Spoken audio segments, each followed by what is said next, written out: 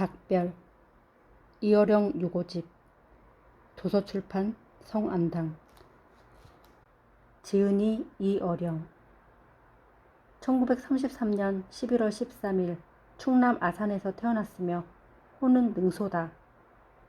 문학평론가이며 대한민국 예술원 회원으로 이화여대 교수, 신문사 논설위원, 88올림픽 개폐회식 기획위원, 초대 문화부 장관, 새천년 준비위원장, 한중일 비교문화연구소 이사장 등을 역임했다. 대표 저서로 논문 평론회, 저항의 문학, 공간의 기호학, 한국인 이야기, 에세이 흙 속의 저 바람 속에, 지성에서 영성으로, 디지로그, 축소지향의 일본인, 생명이 자본이다, 젊음의 탄생 등이 있고 소설 장군의 수염, 환각의 다리와 시집 어느 무신론자의 기도, 날개하소서를 펴냈다. 희곡과 시나리오, 기적을 파는 백화점, 3번은 짧게 3번은 길게, 사자와의 경주 등을 집필했다. 2021년 한국문학 발전에 기여한 공로를 인정받아 문화예술 발전 유공자로 선정되어 금관문화훈장을 수혼했다. 2022년 2월 26일 별세했다. 마지막 인사말. 오늘 나는 여러분과 함께 한 세상을 살아왔고 한 시대를 지내온 사람으로서 마지막 여러분과 헤어지는 인사말을 하려고 합니다. 누구나 다 떠나죠. 그러나 한 사람 한 사람의 기억 속에서 우리는 남이 아닙니다. 내가 모르는 사람들, 그분들이 나를 모른다 할지라도 우리는 같은 공기를 마시고 같은 땅에서 한 시대를 살아왔어요. 개인의 경험을 넘어서서 함께 나누어 생각하는 집합기억이라는 것이 있고, 그리고 그 시대를 살아온 같이 마음을 나누었던 것들이 있습니다.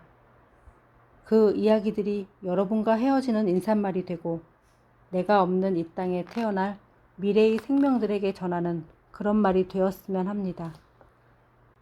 이를테면 미래를 향한 작은 나의 유언과도 같은 것이죠.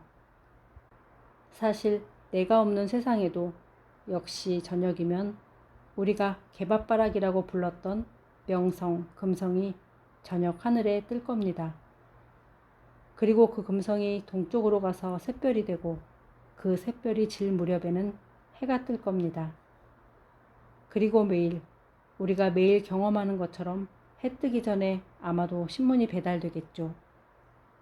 내가 없는 세상에도 역시 이렇게 저녁에 별이 뜨고 아침에 해가 뜨고 늘 보는 뉴스가 전해지겠지만 그것은 어제의 그것과는 아주 다를 거라고 생각합니다. 내가 지나가던 골목에서 보던 놀이터에서도 여전히 그네를 타고 아이들의 웃음 짓는 소리가 들릴 겁니다. 그러나 그것은 어제의 웃음소리가 아닙니다. 내가 없는 세상에 전해지는 그 뉴스가 어제의 뉴스가 아니듯, 그 별이 어제의 것이 아니듯 새로운 세상이 올 겁니다. 그렇게 생각하면 참 허망하죠. 여기까지구나 하는 생각이 들 겁니다. 그러나 절망하기에는 이릅니다. 나는 어렸을 때 여러분도 마찬가지겠지만 몽당 연필로 처음 글 쓰는 법을 배웠습니다. 3살 때 배운 우리 한국말로 이 한국 땅에서 우리의 글자를 배우고 그것을 죽는 날까지 써왔습니다. 말과 글에 담긴 나의 생각과 마음은 나 혼자만의 것이 아닙니다. 여러분과 함께 생각해온 그 모든 기억이 그 말과 글 속에 담겨 있습니다. 어떤 세월도 어떤 공간도 우리가 남기는 이 말과 글의 의미를 멸망시킬 수는 없습니다. 훌륭한 사원이라 할지라도 기둥은 무너집니다. 아무리 큰 도시를 만들어도 폼페이처럼 그것은 사라질 수 있습니다. 그러나 모든 것이 사라져도 몇천 년 전의 그 한국말, 몇만 년 전의 우리 한국말, 그리고 세종대왕께서 창제해 주신 그 한글로 쓰인 글들은 결코 이 세상에서 사라지지 않습니다. 이것이 여러분과 헤어지면서도 나에게는 마지막 일환이 되는, 내 마음속의 희망이 되는, 내가 없는 세상에도 내가 남길 것이 있다는 것을 느끼게 되는 이유입니다. 잘 아시죠? DNA라는 것이 있습니다. 모든 한국인이 가지고 있는 유전인자 속에는 DNA라고 하는 화학 성분들이 있습니다. 화학 기본 물질이지요. 보통 AGCT라고 그래요. 서양에서 온 화학 용어이기 때문에 굉장히 낯섭니다. 우리 몸 안에 있는 몇만 년 동안 우리 세포 속에 기록된 하나의 암호 같은 것입니다. A의 아데닌, G의 구아닌, C의 시토닌, T의 티민, 이 네 가지 것이 서로 얽히고 나선형으로 꼬여가면서 이렇게 저렇게 조합되면서 백과사전 수만 권에 이르는 어마어마한 양의 정보가 우리 몸속에 기억됩니다. 우리의 할아버지, 할아버지의 할아버지들이 경험했던 그 많은 이야기가 내 세포 속에 전해지고 또 내가 경험한 것들이 이 AGCT라고 하는 네 가지 글자, 네 가지 DNA를 거쳐 내 자손들, 내 피를 이어받은 후손들에게 남게 되는 겁니다. 유전자가 남게 되는 겁니다. 우리가 세상을 떠나도 남겨진 AGCT가 서로 짝을 이루면서 만들어낸 이야기들은 후세 인간이 존재하는 한 계속됩니다. 과학자들에 의하면 36억 년 전부터 내려오는 그 신비한 생명체가 기억하는 물고기였던 시절, 도마뱀이었던 시절, 하나의 포유류로서 살았던 시절, 그 모든 기억이 내 몸속에 있고 내 몸속에 있는 유전자들이 후세에 전해지는 겁니다. 죽음은 끝이 아니라는 거죠. 이 생물학적 유전자와 마찬가지로 우리가 남긴 말과 글 속에도 우리가 사용하고 있는 아침 저녁으로 쓰고 있는 말과 글 속에도 똑같이 문화 유전자가 숨어 있습니다. 우리가 이 세상을 떠나도 우리가 남긴 말, 가장 중요한 몇 가지 말들은 마치 AGCT처럼 서로 얽히고 결합되면서 내가 없는 세상, 우리가 없는 그 세상에도 우리의 이야기를 전달해 간다는 것이죠. 오늘 나는 그 이야기를 하렵니다. 우리 DNA의 네 가지 화학 기본 물질처럼 언어로 내 평생을, 우리가 겪은 이 시대를 나타낼 수 있는 소위 키워드, DNA 같은 말들에는 무엇이 있을까요? 내가 읽는 그 많은 책, 내가 들은 그 많은 노래, 그 모든 것을 찾아보고 그 안에서 몇 개의 단어를 추려봐라. 그것도 나 혼자 경험한 것이 아니라 우리 모두가 나를 기준으로 할 때 80평생, 한 세기 100년에 가까운 개화기부터 내려온 그러한 우리 역사를, 우리 생활을 공동으로 경험했던 것을 너의 이야기가 됐든 나의 이야기가 됐든 그 이야기를 몇 가지 단어로 추려봐라. 하시겠습니까? 어렵죠? 나한테도 참 어려운 문제입니다. 우리가 늙어 죽음을 앞뒀을 때 돌아간다고 하지 않습니까? 돌아간다고. 우리는 먼저 어린 시절로 돌아갑니다. 귀 빠진 날 어머니와 함께 우리는 고통 속에서 이 세상에 태어났습니다. 그 귀 빠지는 아픔, 기억 없는 어린 시절 나의 출생, 거기로 돌아가는 겁니다. 내 기억 속에 아주 어렸을 때로 돌아가고 돌아갔을 때 문득 들려오는 노래 하나가 있습니다. 나 자신도 놀랍습니다. 고상한 노래가 아닙니다. 철학적인 무슨 엄청난 노래도 아닙니다. 지금도 어린아이들이 부르는 구전동요. 원숭이 엉덩이는 빨개. 사람들은 이걸 언어의 폭력이라고 그럽니다. 왜 그럴까요? 원숭이에서 백두산에 오기까지 논리적인 근거나 자유연상의 이미지가 이어지는 것들이 제멋대로라고, 그래서 이걸 논리의 폭력이라고 합니다. 사실 우리 모두 어렸을 때 한 번쯤 이 노래 불러본 적 있을 테지만 생각해보면 정말 황당합니다. 아, 원숭이의 엉덩이. 하고 많은 원숭이 중 왜 엉덩이일까요? 원숭이 엉덩이는 빨개. 그 빨간 것이 하고 많은 빨간 것 가운데 왜 사과입니까? 맛있는 사과. 사과 맛있어. 맛있는 게 하나둘이 아닌데 왜 바나나입니까? 설명이 안 돼요. 그리고 또 갑작스레 길면 바나나. 바나나는 길어. 길면 기차가 나오네요. 기차가. 그러다가 또 기차는 빨라 하더니 빠른 게 옛날에 뭐 토끼라고도 했어요.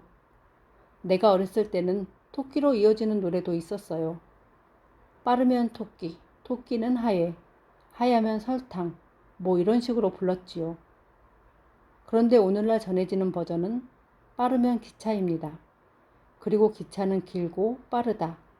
빠른 게 뭐냐? 비행기입니다. 비행기는 높아, 높으면 백두산. 이렇게 이어져 갑니다.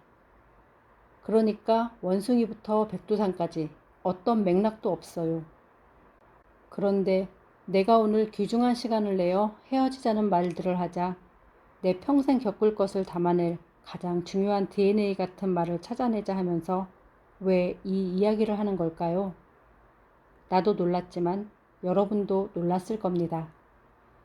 이것은 집합지, 한 사람이 머리에서 나온 것이 아니라 그것도 똑똑하다는 사람들이 만든 것이 아니라 어린아이들, 천사에 가까운 어린아이들의 상상력에서 고르고 골라낸 것입니다. 개화기 때부터 오늘날까지 이어져 온 것을 설명하라고 했을 때 이 노래처럼 정확하게 한국의 역사, 개화기부터 오늘날까지 살아온 우리 세계를 이렇게 짧은 몇 가지 말로 요약할 수 있는 게 없어요. 원숭이, 사과, 바나나, 기차, 비행기, 백두산, 백두산을 제외하고 가만히 보세요. 다 우리 게 아닙니다. 중국 문헌 등 모든 문헌을 보면 한국에는 원숭이가 없었다고 그래요. 중국에는 원숭이가 많습니다. 일본은 거의 뭐 원숭이 세상이지요. 지금도 그렇고 옛날에도 그렇고 일본 하면 원숭이입니다. 한중일 이렇게 가까운 나라임에도 불구하고 우리 한국인들이 접하고 들은 거는 12지에 나오는 띠, 너 무슨 띠야? 하고 물었을 때 아, 신, 자축인묘 신유술회 할 때 신, 납신, 원숭이 띠야 라고 하는 그 원숭이 뿐입니다. 삼국지에 나오는 원숭이, 이런 이야기만 들었지 실제로 원숭이를 본 경우는 거의 없었습니다. 1909년 일본 사람이 창경궁에 처음으로 동물원을 만들고 그때 거기다가 원숭이를 넣었어요. 일본령 하에서 만들어진 것이지요. 그러면 여러분 한번 생각해 보세요. 우리 실록에는 한 100여 개가 나오는데요. 그게 다 외국에서 진상품으로 원숭이를 보냈다는 외교관들, 외교 사절단이 줬다는 겁니다. 그렇기 때문에 원숭이를 우리가 실제로 보고 느낀 것은 1909년입니다. 창경궁을 동물원으로 만들고 실제 살아있는 원숭이를 대중이 우리 국민이 본 것은 1909년입니다. 그래서 어떤 사람들은 이렇게 말합니다. 아, 이 노래는 원숭이 엉덩이는 빨개 이렇게 노래한 것은 사람들이 처음 원숭이를 보고 나서 그때 이 노래가 생긴 것이다. 우리가 오늘 부르는 이 노래가 참 오래된 것이라는 건 알지만 언제 어느 때 만들어진 것인지는 모르겠지만 아마도 1909년 처음 원숭이가 들어온 때 이 노래가 만들어졌을 것이다 라고 말합니다. 그러나 생각해 보세요. 뒤에 기차가 나오죠. 비행기가 나오죠. 또 먹거리로는 사과가 나오죠. 바나나가 나오죠. 1909년은 비행기나 기차 이런 것들이 발명되기 직전이거나 발명됐어도 우리에게 전해지지 않은 무렵이기 때문에 이 노래는 아마도 1909년 이후에 만들어졌을 거라고 추측할 수 있습니다. 차차 이야기하겠지만 우리나라엔 사과가 없었어요. 1900년에 선교사를 통해서 씨가 들어오고 묘목이 들어옵니다. 바나나 이것은 뭐 지금도 그렇죠. 바나나는 과일에 대한 우리의 생각을 뒤집는 처음 보는 거였어요. 기차, 비행기 같은 문명의 이기는 말할 것도 없죠. 가만히 들여다보면 멋대로 지은 것 같은데 원숭이는 무엇일까요? 개화기 때 우리는 외국 사람을 처음 봤습니다. 원숭이라고 하는 것은 실제 원숭이라기보다는 일본 사람, 선교사, 외국 사람, 우리와 다르게 생긴 사람, 그게 원숭이입니다. 그 다음에 사과, 우리의 과일은 복숭아예요. 우리는 복숭아예요. 천도복숭아, 사과, 이건 서양을 상징합니다. 이에 대해선 차차 얘기하겠습니다. 이건 먹거리지요. 외국 문화와 우리 문화가 접촉하면 가장 처음 바깥에서 먹거리가 들어옵니다. 개화기를 상징하는 먹거리는 사과하고 바나나예요. 먹거리지요. 아무렇게나 만든 것 같습니까? 사람이 나오고 먹거리가 나옵니다. 우리나라에는 없던 사람, 없던 짐승, 원숭이, 인간과 가장 닮은 짐승. 개화기 이전의 선조들은 사과하고 바나나는 상상도 못했죠. 소위 제사상에 올라가는 과일은 뭐가 있습니까? 조율이시, 조 대추죠. 빨간 대추. 그 다음에 율, 하얀 밤. 밤을 까면 하얗습니다. 빨갛고 하얗고. 배, 그것도 하얗죠. 배이, 시, 빨간감. 빨갛고 하얀 음양, 양과 결혼식 때도 이게 둘 다 나옵니다. 이 목록에 없는, 제사상 목록에 없는 과일 중에, 그것도 큰 과일 중에 사과와 바나나가 딱 들어옵니다. 개화기에 우리가 몰랐던 외국을 처음 경험한 문화 충격, 인간과 비슷한 원숭이, 그리고 또 다른 원숭이인 외국인들, 먹거리인 사과와 바나나. 보세요. 이게 아무렇게나 만든 겁니까? 그 다음은 문명입니다. 교통 문명, 산업 문명을 상징하는 게 뭘까요? 기차입니다. 개화기를 상징하는 게 뭘까요? 기차입니다. 기차는 모든 문명을 상징합니다. 옛날에는 축지법이나 이야기했지만 기찻길이 지나가면서 자연이, 도시가, 사람과 사람 사이가 가깝게 됩니다. 오늘날 지구촌을 만든 개화기의 첫 키워드는 기차입니다. 앞으로 다가올 산업사회를 상징하는 기차가 나오고 거기에 더 빠른 속도의 비행기가 나옵니다. 원숭이와 먹거리와 문명. 오늘날 우리가 볼 수 있는 문명 단계의 제일 마지막인 비행기. 여기까지는 전부 미국에서 들여온 겁니다. 우리가 만든 게 아닙니다. 이들의 공통점은 바로 그겁니다. 그런데 이 노래엔 백두산도 나옵니다. 처음으로 우리께 나오는 것이지요.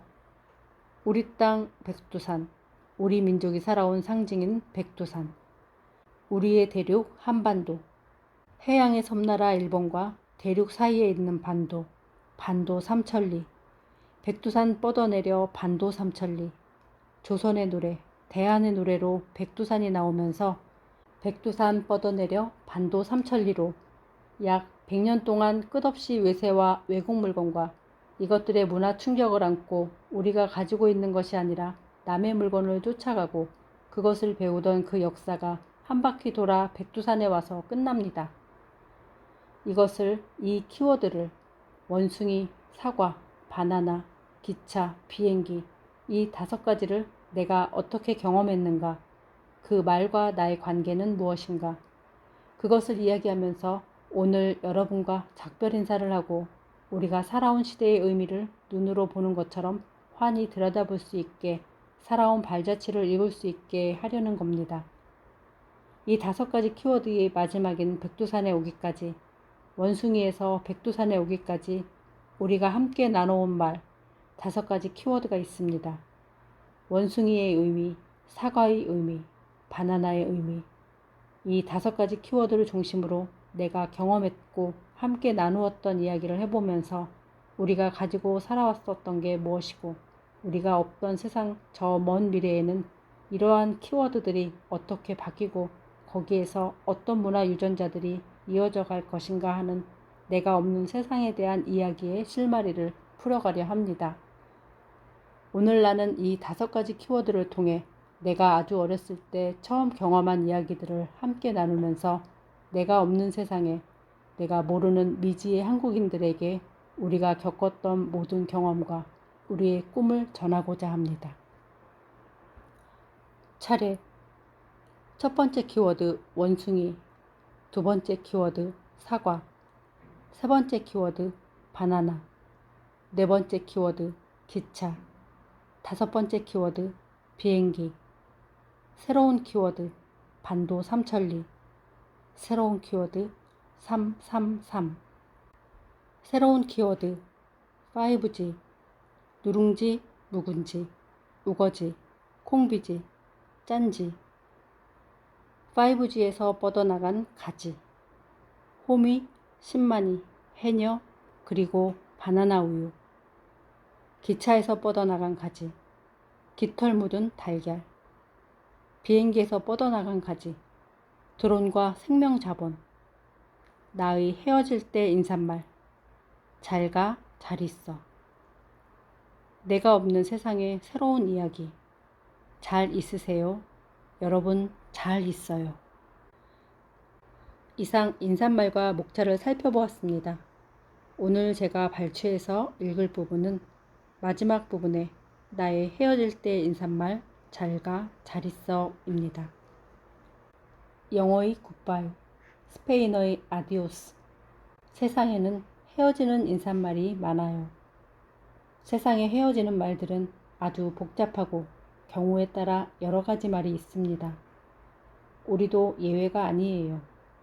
그러나 헤어지는 인사말을 간편하게 줄이면 딱 한마디, 잘 가, 잘 있어입니다. 특히 한국말이 그래요.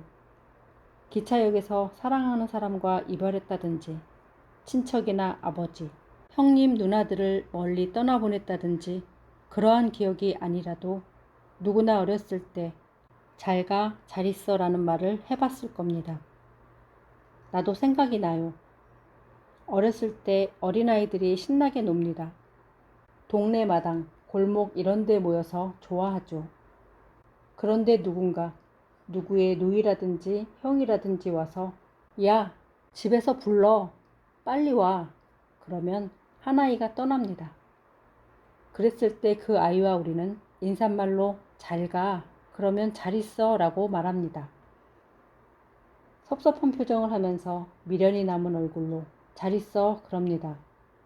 잘 가라고 인사받은 아이는 놀던 아이들 중에서 사라집니다. 나머지 애들도 그런 순서로 누구야 밥 먹어라 이러면 또 한 애가 놀다 말고 아직 놀 것이 많이 남았는데 신이 났는데도 도중에 포기하고 뭔가 미련을 남기면서 또 잘 있어. 그래 잘 가 라고 인사합니다. 이렇게 수없이 인사말을 하다 보면 마지막에 남는 한 아이가 있습니다.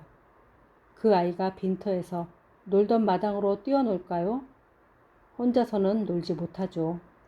빈 마당 빈 골목에선 혼자 있을 수 없습니다. 결국은 그 아이도 떠납니다. 왁자지껄 신나게 놀던 아이들은 다 어디로 갔을까요? 어둠만 가득 차 있는 골목길에는 저녁별들이 뜹니다. 그 생기발랄하게 놀던 골목길, 시골 마당, 동네 마당에는 정적이 쌓입니다. 어렸을 때 경험한 것은 커서도 마찬가지예요. 세상은 떠납니다. 영영 떠나지 않더라도 우리는 항상 작은 이별과 작은 죽음을 경험합니다. 그러기 때문에 우리가 함께 있을 때, 함께 놀던 때, 그것을 역사적으로 개인의 체험을 더 확장시키고 개인이 겪었던 일들을 집합지, 여럿이 생각해내는 집합지, 그리고 집합적인 기억들, 서로 나눈 기억들, 개인의 사사로운 기억이 아니라 개인의 기억이자 우리의 기억들, 그것을 5가지 키워드로 나눠 여러분과 함께 있을 때의 개화기 100년 동안의 이야기를 나눴던 겁니다. 되풀이하면 원숭이 엉덩이는 빨개라는 어렸을 때 부르던 노래, 동네 마당에서 놀면서 부르던 노래, 이 터무니없고 줄거리도 없는 줄 알았던 그 황당무계한 노래 속에는 아주 중요한 우리가 공유하고 있는 5가지 낱말이 있었습니다. 원숭이, 사과, 바나나, 기차, 비행기. 앞서 얘기한 대로 우리 것이 아닙니다. 개화기 때 우리가 문명 개화를 했을 때 외국 사람들이 몰려왔습니다. 원숭이도 1910년 20세기가 시작되었던 그때 우리의 창경궁이 동물원으로 바뀌면서 처음 들어왔습니다. 물론 이전에도 일상생활에서 원숭이를 만나보기는 했습니다. 납신자의 신, 자축인묘의 신, 원숭이 띠입니다. 또 서유기에 삼장법사를 수행하는 손오공의 모습으로 나타납니다. 그러한 상상 속의 원숭이가 아니라 개화와 함께 실제 원숭이를 만나게 됩니다. 그리고 원숭이와 비슷한 나와 다른 외국인들을 만나게 됩니다. 가깝게는 중국 사람들, 일본 사람들이 우리에게는 원숭이처럼 보였어요. 특히 개화기에 보게 된 서양 사람들의 생김새는 우리 모습과 아주 달랐기 때문에 원숭이로 생각되었을지도 몰라요. 그런데 이러한 원숭이들이 100년을 살아오는 동안 어떻게 됐나요? 원숭이 엉덩이가 아니라 원숭이에 대해 새로운 인식을 갖게 되었습니다. 원숭이 엉덩이가 아니라 개화기 때 우리에게 충격을 주었던 짐승 같은 인간관, 짐승과 인간의 한계가 묘했던 그러한 인간관이 아니라 지난 세기 가장 위대한 발견은 크릭과 왓슨의 유전자 DNA 발견이지요. 우리의 생각과 세계관, 인간관을 확 바꿔버린 DNA라고 하는 것이죠. 과학을 잘 모르는 사람들, 생물학에 관한 지식이 없는 사람들도 위기의 DNA, 한국의 DNA라는 말을 쉽게 올리는 것처럼 DNA는 누구나 쓰는 하나의 중요한 키워드가 되었습니다. DNA 못지않은 큰 발견이 바로 원숭이나 인간에게만 미러 시냅스가 있다는 발견입니다. 원숭이의 뇌 속에는 미러 시냅스라고 하는 거울 같은 게 있어요. 그래서 모든 짐승 가운데 인간처럼 남이 아파하면 자기도 아프게 느껴지고, 남이 피를 흘리면 자기가 흘리는 것 같고, 그리고 기쁜 일이 있으면 서로 그것이 자기 일처럼 느껴져서 같이 어울려서 공유합니다. 외국 사람들이 처음 우리나라에 왔을 때는 남이었지만 마치 우리와 다른 원숭이처럼 느껴졌지만, 같은 혈액형이면 내 피를 흑인에게, 백인의 피를 우리에게 수혈할 수 있습니다. 그와 마찬가지로 서로 공감하고 느끼는, 비록 남이라 할지라도 그가 흘리는 피가 내가 흘리는 피와 같다고 느끼는, 그가 흘리는 눈물이 내가 흘리는 눈물과 같다고 느끼는 그런 공감할 수 있는 능력이 모든 생물 가운데 딱 원숭이하고 인간에게만 있는 겁니다. 원숭이들이 흉내 잘 내는 것도 바로 미러 시네스 때문이에요. 내가 막 춤추면 원숭이들이 흉내냅니다. 뇌 속에 거울이 있기 때문에 그런 거예요. 조금 더 깊이 들어가 봅시다. 이탈리아 학자들이 이것을 처음 발견했습니다. 원숭이에게 자석침을 놓고 그걸 컴퓨터에 연결했어요. 원숭이 뇌가 자극을 받으면 뇌파의 움직임을 바로 볼 수 있도록 만든 거죠. 그러다가 밤중에 원숭이를 지켜보던 사람이 물건을 떨어뜨렸어요. 그걸 잡으려는데 원숭이 뇌파가 막 움직이는 거예요. 우연인가 싶어서 또 잡는 신용을 하면 또 움직여요. 잡는 건 난데 왜 원숭이의 뇌가 움직이는 걸까? 물건을 잡는 뇌 속의 뇌파가 움직이는 것은 당연한데 물건을 짚지도 않는 원숭이 뇌에는 왜 자극이 일어나는 걸까? 이상하다. 그렇게 해서 발견한 것이 원숭이 뇌 속에는 미러 시냅스가 있다는 거였어요. 자, 이게 얼마나 중요한 발견인가 봅시다. 오늘날 전 세계는 시장 경제 원리로 움직이고 있습니다. 치열한 경쟁에서 이기는 자가 있고 지는 자가 있습니다. 승자와 패자, 밝음과 어둠, 승리와 패배, 경쟁에 의해서 오늘날 전 세계는 실패한 자들과 승리한 자들로 갈려 있습니다. 한쪽이 울면 한쪽이 웃고, 한쪽이 만세를 부르면 한쪽이 통곡하는 그러한 경쟁 사회의 가혹한 세계 속에서 우리는 살고 있습니다. 그래서 이 자본주의라는 말 자체, 시장 경제 원리라는 말 자체를 부정적으로 사용하거나 이런 시장 경제 원리를 나쁜 것으로 생각하는 사람들이 많았죠. 바로 여기에 중대한 오해가 있습니다. 근대화 과정에서 우리가 5개의 키워드로 배워온 것처럼 시장 경제 원리도 그들로부터 배운 것입니다.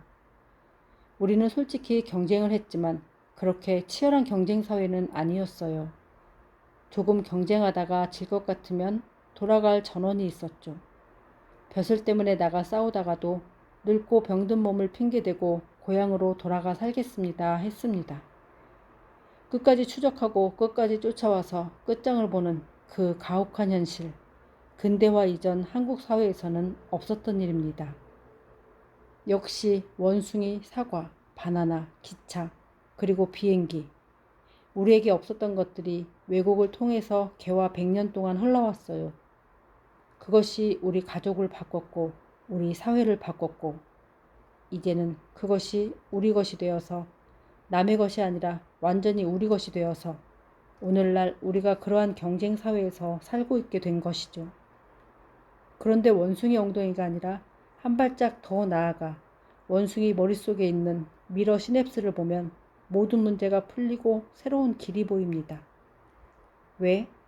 애덤 스미스는 보이지 않는 손에 시장을 맡기면 서로 치열한 경쟁을 해서 보이지 않는 손이 신의 손이라고도 해도 좋습니다. 시장 원리라고 하는 보이지 않는 손이 모든 걸 해결할 거라고 했어요. 임의적으로 무언가를 하지 않아도 시장에 맡기면 서로 경쟁하고 투쟁하는 가운데 질서가 생길 거라고 본 것이지요. 그런데 이게 다 오해입니다. 애덤 스미스는 그렇게 말하지 않았어요. 왜? 애덤 스미스는 국부론을 쓰기 전에 모럴 센티멘트라는 책을 발간했어요. 죽을 때 마지막 개정판을 본 것도 국부론이 아닌 모럴 센티멘트였습니다. 도덕적 감성, 도덕적 정감이란 의미이지요. 인간이 자신이 타고난 미러 시냅스를 아직 몰랐을 때입니다. 하지만 국부론을 쓴 애덤 스미스는 알았어요. 인간은 아무리 나쁜 사람이라도 타고나기를 남이 아프면, 남이 찡그리고 울면 자기도 모르게 얼굴로 따라서 자기도 울고 자기도 아픔을 느낀다는 겁니다. 그렇기 때문에 이 모럴 센티멘트가 있으면 서로 공유하고 공감하고 누가 시키지 않아도 남의 아픔을 내 아픔으로 느끼는 그런 마음이 있으면 시장 원리에 보이지 않는 손에 맡겨도 이겼다고 다 먹고 졌다고 다 지배하는 그런 가혹한 현실이 아니라 인간의 도덕을 바탕으로 모럴 센티멘트를 바탕으로 무한 경쟁, 무한 약탈이 아닌 하나의 질서 있는 시장을 만들어낼 수 있다고 본 것이죠. 모럴 센티멘트의 견제가 없는 보이지 않는 손, 경쟁 사회는 지옥입니다. 원숭이 엉덩이만 알고 있다가 이제는 중요한 키워드로 원숭이의 미러 시냅스, 그게 바로 우리에게도 있다는 것을 알게 되었어요. 어질 인자를 써보세요. 사람 인자를 써놓고 두 이자를 썼어요. 너와 나, 사람은 혼자가 아니에요. 너와 나 사이에 있는 것이 어질 인자예요. 나는 우리가 이 어질다라는 말을 가지고 있다는 걸 참 자랑스럽게 생각합니다. 중국어로 어질 인자는 그냥 사람 인자하고 구별이 안 돼요. 그냥 인이에요, 인. 우리만이 사람이라는 말과 어질다라는 말을 구별합니다. 일본 사람, 어질인에 가까운 말도 없어요. 어질다, 어질다는 말 바보 같죠? 어질다. 쟤는 어진 사람이야. 그럼 쟤는 착해, 바보 같아. 그런 뜻이죠. 나쁘게 말하면요. 어질다. 그게 미러 시냅스예요. 길을 가는데 어린아이가 울고 있어요. 그냥 지나갈 수 없어요. 너 왜 울어? 엄마 어디 갔어? 하고 묻습니다. 특별히 도덕적이라 그러는 게 아니에요. 어진 마음이 있어서 그런 거예요. 공자도 어질인 자에 대해 어떤 해설도 내리지 않았어요. 다만 이렇게 말했어요. 이런 이야기를 듣고 어찌 어질다고 하지 않겠는가? 어찌 어질다고 말하겠는가? 이러한 부정적인 사례나 긍정적인 사례를 들어서 어질다, 어질지 않다 라고 얘기했어요. 논어를 아무리 읽어도 어질인자에 대한 정확한 정의는 나오지 않아요. 그만큼 어질인자는 대단히 어려워요. 그런데 이 글자는 시인이라고도 해요.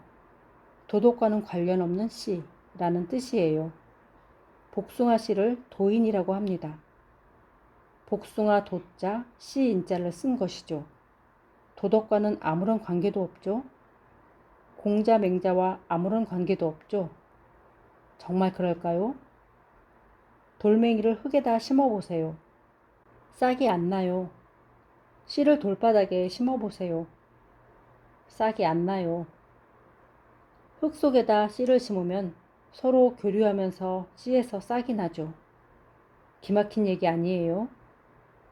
어지린이 뭐냐? 씨를 흙에다 심는 거예요. 어진 마음이 없으면 아무리 그 사람한테 호소하고 슬픈 얘기를 해도 고통을 얘기해도 속위에 경읽기예요. 그런데 정말 착한 사람 앞에서 나 이렇게 됐어 라고 말하면 자기 일처럼 같이 눈물 흘려주고 그 고통을 나눠요. 자기 밥그릇도 작지만 그걸 나눠 먹으려 해요. 뇌에 이상이 오면 전신이 마비됩니다. 그걸 불인, 아니 불자의 어지린, 인하지 않다라고 해요. 도덕적으로 병이 난 거예요. 누군가를 잡으면 그 손의 따뜻한 온기가 나에게 옮겨집니다. 그의 손이 차갑다면 내 손도 차갑게 느껴질 겁니다.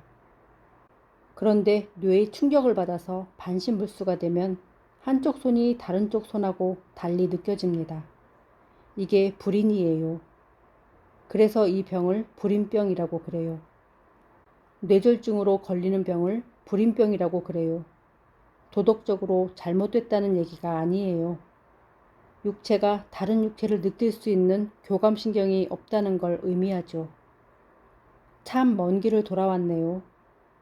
내가 여러분들과 헤어지는 인사말, 잘 있어라는 말, 잘 가라고 하는 그 잘이라는 말, 영어로 well dying, well aging 등 우리가 흔히 잘 쓰는 well이라는 말, 그게 바로 잘 있어, 잘 가 할 때의 잘입니다. 그게 바로 어지린이죠. 이게 있으면 잘 있고 잘 가게 되는 겁니다. 떠나도 그와 있었던 사람들을 생각할 것이고 잘 있으면 떠나간 사람을 마치 곁에 있는 사람처럼 느낄 수 있을 겁니다. 그게 잘 있어, 잘 가입니다.